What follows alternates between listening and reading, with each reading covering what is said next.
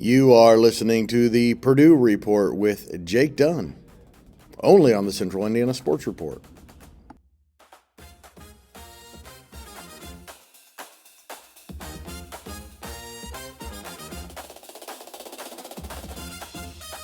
Welcome back, Boilermaker fans, to the Central Indiana Sports Report for this week's Purdue Report with Jake Dunn, where we mostly talk men's basketball and football, and this week will be mostly basketball. Jake might talk a little bit of football at the end, but first we're going to talk about our number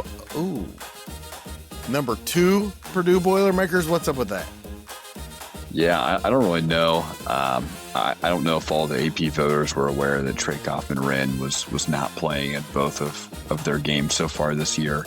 Kind of a questionable decision, but at least now we can say that we're not going into this game ranked number one. And if Purdue loses, then I guess that's, we're not the top ranked team in the country getting knocked off. So hopefully that'll kind of fire the guys up, and they'll come ready to play here on Thursday. Okay, so you've seen the poll, and it just makes no sense that Purdue got twice as many first place votes as Houston. That means that a lot of voters are having Purdue, I'm assuming, outside the top 5, outside the top 10, not ranking them.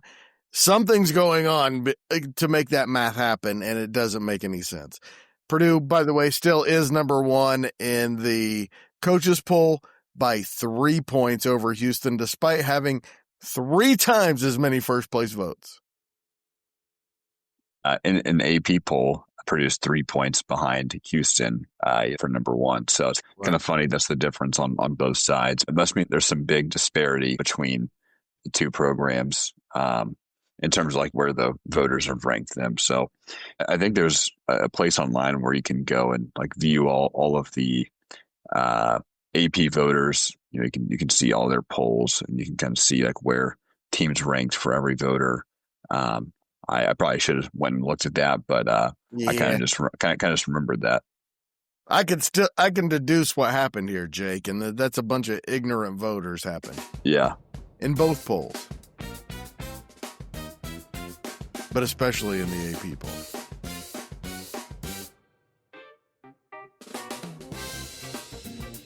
All right, Jake, we assume that happened because Purdue was less than overly impressive against Oakland, although at times you saw flashes of why they're the best team in the country coming into the season and expected to be a national contender. But 87-77, I think they trailed at halftime, trailed at points of the second half. But in the end, clearly the better of the two teams. I think what it did to me, Jake, is take my confidence in this team from a 98 to a 91, something like that, especially with the talent you see elsewhere across the country. But doesn't seem, I don't know how you would vote them outside of the top 5. Come on. I think it did kind of drop my confidence level a little bit. But again, we got to keep in mind that, Purdue's missing their All-American, forward. And he's a very integral part of this offense. So, he was the leading scorer last year for this team. So, you take out your leading scorer, obviously you're going to see a drop off in production. So, I still think Purdue is going to be very good. So hopefully we'll get Trey Kaufman-Renn back here for Alabama on Thursday, and Purdue can come out and prove why they should be number one again. We talked a little bit about it after Friday's game on a podcast reacting to the Purdue football loss to Ohio State, but let's do it here on the Purdue Report as well. Jake, what did you like in particular about Friday's performance against Oakland, and what concerned you? Braden Smith, he looked really good. He took over the game. He had 20 points. Had 7 rebounds and 9 assists, so pretty close to a 20-point triple double, which is kind of something he's been searching for his whole career. Is getting that triple double. Oakland threw a 1-3-1 zone that did kind of give Purdue a little bit of trouble, but ultimately they were able to come over that. And Braden Smith in particular hit a deep 3 kind of late in the game to kind of seal it for Purdue. But I think it kind of spoke a lot about Braden's leadership and poise under pressure um, in a game where the team's kind of struggling in the first half. They were 5 of 20 from three, so when you're not hitting your shots, you really kind of need another spark to get you going, and that's exactly what Braden Smith brought to the table.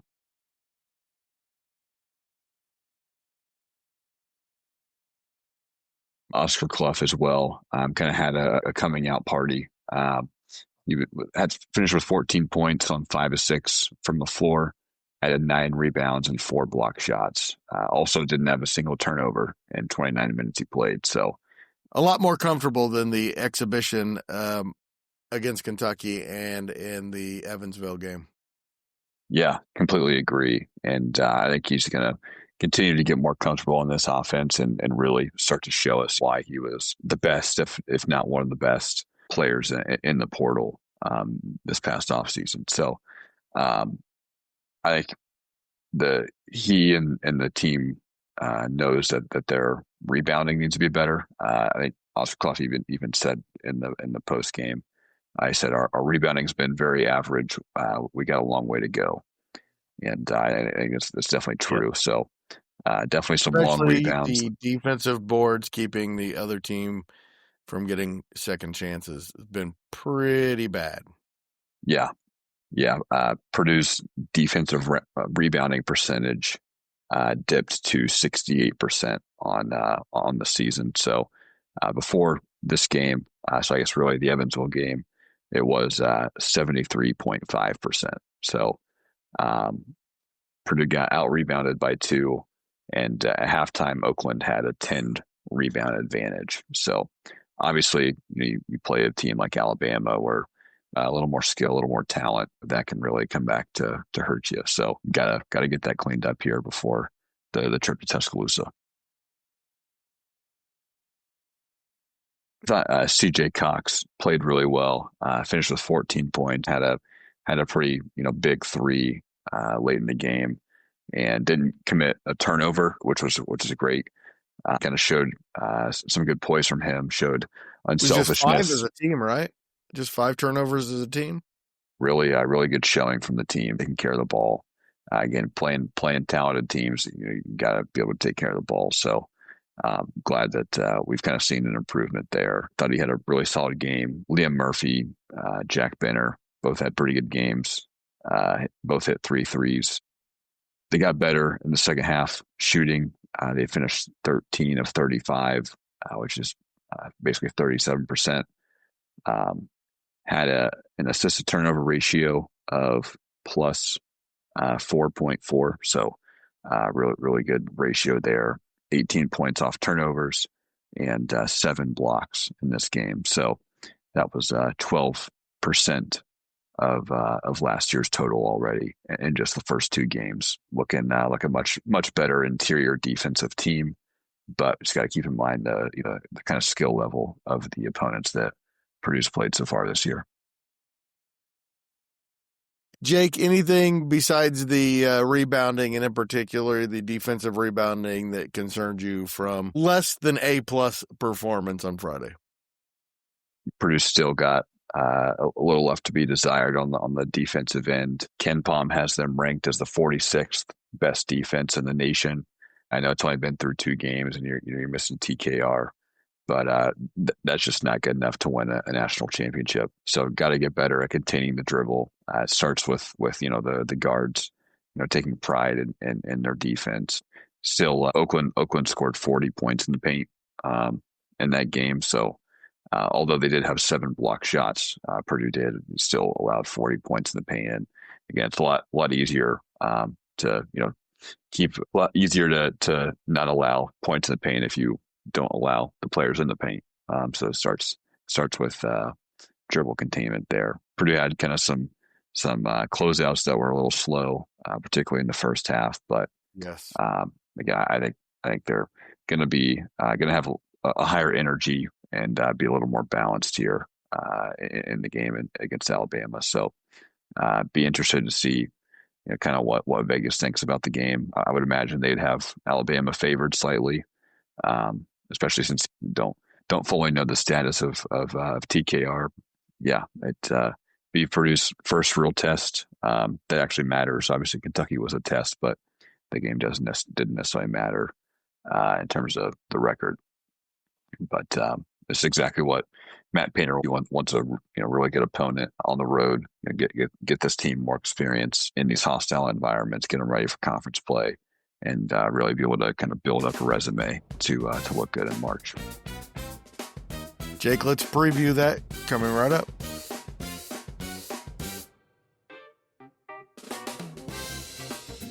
Jake, before Thursday's game at Alabama, we're going to know a little more about Oakland and how good they are because they go to Houston on Wednesday. Also, I saw Arkansas play earlier this week, and I had a thought that if Arkansas is not good now, no chance they're going to be good in March because John Calipari is not known for coaching up a good team. But here's one thing I know about Purdue. No matter what happens on Thursday, Jake, Matt Painter's going to get the most out of this team by the end of the season, and they're going to improve because history has shown that his teams are going to improve. Yeah, completely agree. I think Purdue is a team, for the most part, Purdue's teams get better as the season goes along. I'm confident that, to your point, regardless of what happens, that Purdue will use this to get better, and they're going to peak at the right time in March. Excited for the game on Thursday I think Purdue's the more complete team. Alabama might be a little more talented in terms of stars and potential and being explosive, but they are dealing with some injuries and should be a fun, high tempo kind of a guard battle with Purdue's half court and Purdue's half court execution against Alabama and their creation and athleticism. So get to really see why people thought Purdue was the number one ranked team in the nation. Like you mentioned, hostile environment. It's a team averaging almost 100 points per game. They just scored 103 against Rick Pitino's fifth-ranked Red John Storm. No question they can score points. Forgive me if I have a feeling that Purdue's just a better team and is going to win this game. By the way, Jake, ESPN Analytics has Alabama a 60.3% chance of winning this game. Wow, I'm kind of surprised it's that high. I wonder if they have Trakoff and Wren playing in that projection or not. But I'd say it's a little closer to 50-50. Probably give a slight edge to Alabama just because it's on their court. I would. I think Alabama was going to be favored for this game. It really comes down to, besides the three that we know what we're going to get, assuming Kaufman-Wren plays, the other guys, how well they play, how well they handle it, how well they mesh by now. And I'd give a slight edge to Alabama. I'd make them a slight favorite, but I believe Purdue's going to win this game. Yeah, I hope you're right.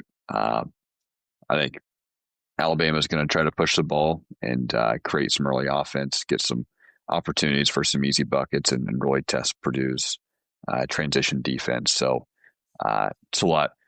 See, rebounding, as we've talked about, is going to be really, really crucial. Purdue's going to want to run a little bit, probably be a little slower than Alabama, and really just use their half court sets to really just let Braden Smith orchestrate. Really, and want to get consistent looks for their shooters, Fletcher Lawyer, C.J. Cox, Shakar Harris, Jack Benner. So if Purdue is going to be forced by Alabama to run in transition, I think that's really where they can flip the script. But in the half court, definitely Purdue has the advantage there. Yeah, no doubt. Definitely has a huge size advantage. Alabama has some big guys on their team, not many in the rotation, mostly 6'10" and under, 6'9", is among their big guys, so Purdue might have an advantage there. Also, I'm not so sure they won't have the advantage in the backcourt as well because they have a guy named Braden Smith. Again, rebounding going to be a big key here. I know I sound like a broken record, but We might preventing sound those like a second broken chance. record all year. Yeah. Rebounds, defense, and turnovers are really going to be the story all year for Purdue. And being able to make three, hitting your open shots, hitting the looks that they're giving you. After, don't want to jinx anything, but after Purdue's performance against Oakland, I think they'll be a little more ready to go here against Alabama. I think they'll have a little more success from beyond the arc.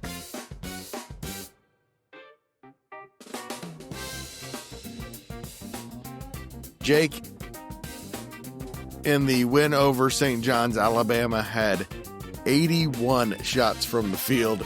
If they get 81 shots from the field on Thursday night, we might be in big trouble. I'm not so sure Purdue couldn't win a track meet, but that's definitely not what you want. What's your prediction of what's going to happen? Give me a score, too. It's really going to come down to rebounding here. I think Alabama does definitely have some shot makers. Watch a little bit of that St. John's game and making it some tough shots. So I think defense going to be key, especially guards and defending the 3-point line. Alabama basically only takes threes or shots at the rim, so going to have to kind of run them off the line there while also not letting up too many points in the paint. So if Purdue can't rebound, Alabama's just going to run in transition, really cause some problems. I think for a score, I think I'm going to go Alabama 75, Purdue 70. I think it's going to be higher scoring than that, and Purdue's going to win, and it's going to be 90-83. Jake, take it to the bank. Okay. Sounds good. I hope you're right. Jake and I will be back on Friday to preview the Purdue game at Washington. Jake, there is some Purdue football news. Yeah, Purdue just hired Butler Benton to be the executive director of player personnel. So he's a guy that Barry Odom knows well. Barry Odom worked with Benton at Arkansas, where they went on to go 16-10, and as well as signing back-to-back top 30 classes. Benton then went to work for Notre Dame. He's also been at UCLA, which is where he came from. Also worked at Michigan State as well. So he's a well-traveled and well-respected figure in the industry. And I think ultimately it'll be a good development here for Purdue and their front office, so to speak, in college football. So should have a say in kind of what Purdue's roster is going to look like from a retention standpoint, as well as who they go after in the portal. So he's had success with Coach Odom in the past, so hopefully that can stay true, and Purdue can get some solid guys in the portal here in January. Jake, thanks so much. I said we'll next talk on Friday. That's not true. We will talk on Thursday after the Purdue-Alabama game and react to a Boilermaker victory. Boiler up, Jake. Yeah, sounds good. Boiler up. And it should be a great game here on Thursday.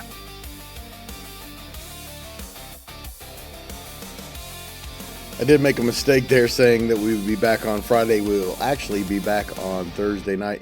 Jake and I to react to Purdue's huge game down in Tuscaloosa. Thanks so much to Jake for joining me, and thank you for listening. Always appreciate it. Please do us a huge favor. Share this podcast with a Purdue fan in your life and help spread the word that the Central Indiana Sports Report is here, talking about Central Indiana sports every single day.